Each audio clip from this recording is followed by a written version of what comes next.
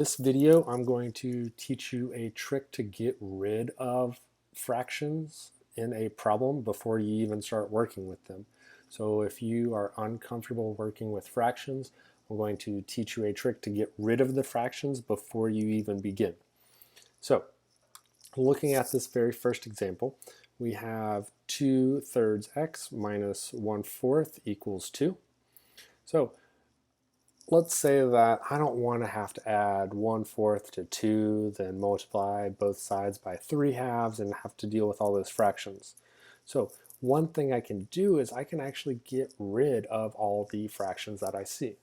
So if you want to get rid of these fractions, all you have to do is just multiply the entire equation by whatever the common denominator would have been. So that means that if we have a denominator of 3 and a denominator of 4, I can just multiply 3 and 4 together and give me 12. So if I want to get rid of all of my fractions, I just have to multiply everything by 12.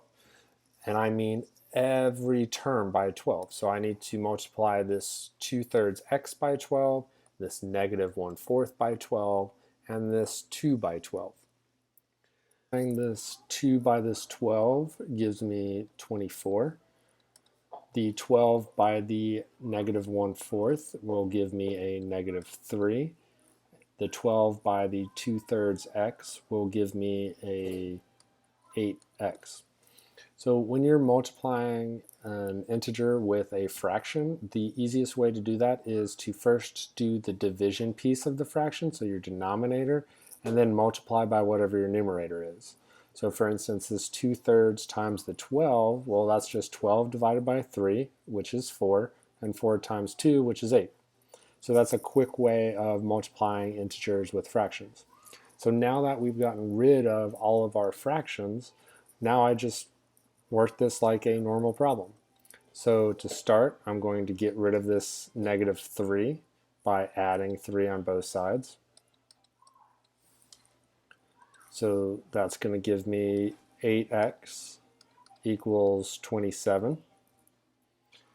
So then I need to get rid of the 8. So since it's being multiplied to the x, I'm going to divide both sides by 8. So I get x equals 27 over 8. And since 27 over 8 can't simplify any, we are done.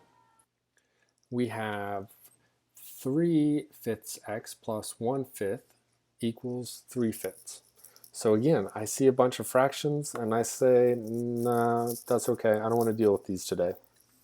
So I'm going to multiply everything by the common denominator. And this one's nice because every single denominator is just 5, so that means the common denominator is 5. So I just need to go and multiply every term by 5. So 5 times 3/5, 5 divided by 5 is 1, so 1 times 3 gives me 3. 5 times 1/5 is just 1. 5 times 3/5 is just, again, 3. So now I've gotten rid of all of the denominators. So no more fractions. So we can work this just like any other normal problem. So first I do addition and subtraction, so I have this plus 1, so I'm going to subtract 1 on both sides. So these cancel. So on the left, I'm left with 3x. On the right side, I'm left with 2. So lastly, I need to get rid of that 3, so divide both sides by it because it's being multiplied to the x, and division is the opposite. So those cancel, leaving me with x equals 2/3. Again, this way is great because it also kind of simplified some of the math, because at some point I would have needed to deal with some like term or so that's it. So if at any point you want to get rid of fractions, just multiply by whatever the common denominator would have been to everything, and it would get rid of your fractions and you can work, well, normally. So I have 2 u tries for you to try. I have 2/3 x minus 1/3 equals 5/3, and I have 3 halves minus 4x, or 4/3 x equals 1. So pause this video and work these out and come back and let's see how you did. All right, so on the first problem, you should have gotten 3.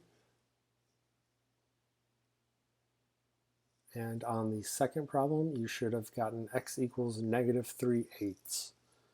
So again, you could have worked that two ways. You could have kept the fractions the whole time, or you could have gotten rid of them.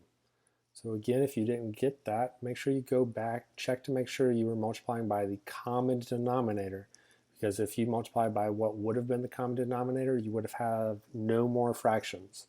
So that's a great way to make sure that you are multiplying by the common denominator. If you're ever left with a fraction still, then you didn't multiply by the right thing.